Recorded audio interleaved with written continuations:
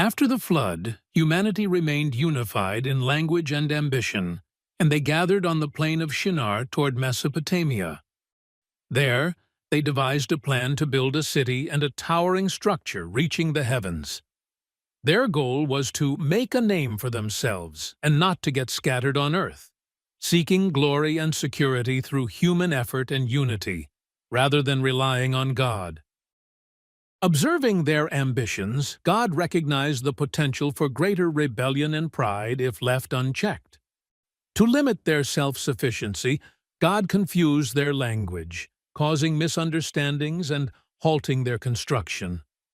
Unable to communicate, they scattered, abandoning their project and leaving the tower unfinished. This place became known as Babel, meaning confusion, symbolizing the scattered nations and diverse languages that emerged from God's intervention. This scattering marked the end of humanity's centralized unity and the beginning of multiple cultures and languages. Japheth's family line migrated north and west, spreading toward regions now associated with Europe and parts of Asia.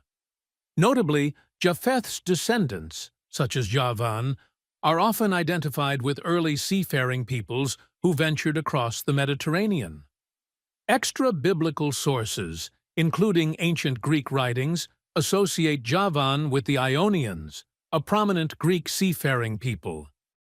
Other descendants, like Magog and Gomer, are linked with populations near the Black Sea and the northern regions of Asia Minor.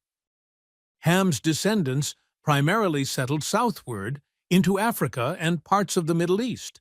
Cush's lineage led to Ethiopia, and Mizraim's descendants are associated with Egypt. Canaan's descendants occupied the land later known as Canaan. Extra-biblical sources, such as ancient Egyptian records, mention regions and people groups related to the Cushites and the Canaanites, corroborating these biblical accounts. Shem's descendants remained in the Middle East and surrounding regions, with their lineage leading to the Semitic peoples. Key descendants include Elam, associated with the Elamites of ancient Persia, and Aram, whose lineage is connected to the Arameans. This family line ultimately leads to Abram, whose life will unfold as central to God's covenant promises. Ancient Mesopotamian texts make reference to some of Shem's descendants, such as the Elamites, who were known as a significant civilization in what is now southwestern Iran. Following the dispersion at Babel, Genesis 11 traces the genealogy from Shem to Abram, showing the line through which God would eventually bring forth the covenant people of Israel. This lineage reflects God's plan to work through a chosen family line, introducing Abram as a key figure in the continuation of God's purposes on earth. Applications. The ambition of the people at Babel to build a city and a tower to make a name for themselves highlights the dangers of pride and self-reliance. Their actions demonstrated a desire to achieve glory and security apart from God, showing that when humanity seeks greatness on its own terms, it often leads to defiance against God's will. This application reminds us to examine our motives and goals, ensuring that we seek God's glory above our own. It challenges us to rely on Him rather than our own strength and achievements. The story of Babel illustrates that human efforts to establish security without God's guidance are ultimately futile. Despite their collective power and unity, God's intervention scattered their efforts, showing that true security and unity come from aligning with God's purposes.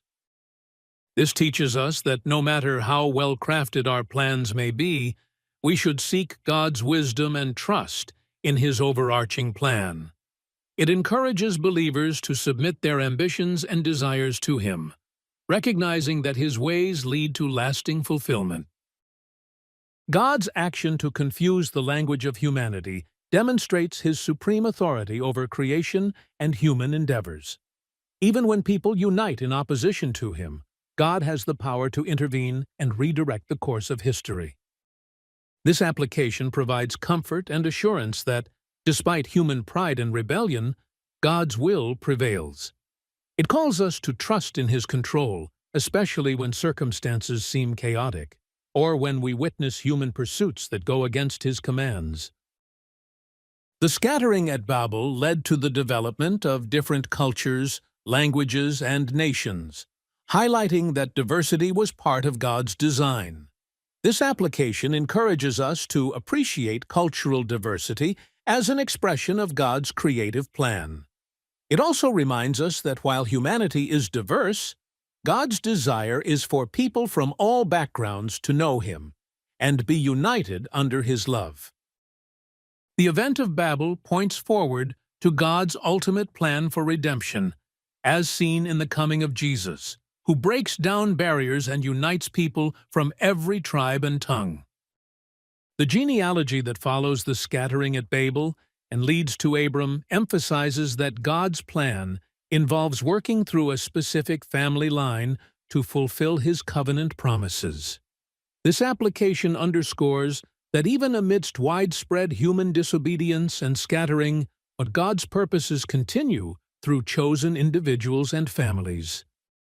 It encourages believers to reflect on their role in God's story, understanding that He can use anyone, regardless of background, to contribute to His redemptive work. The introduction of Abram foreshadows the coming of Jesus, through whom all nations would ultimately be blessed, highlighting the importance of faithfulness and obedience to God's calling.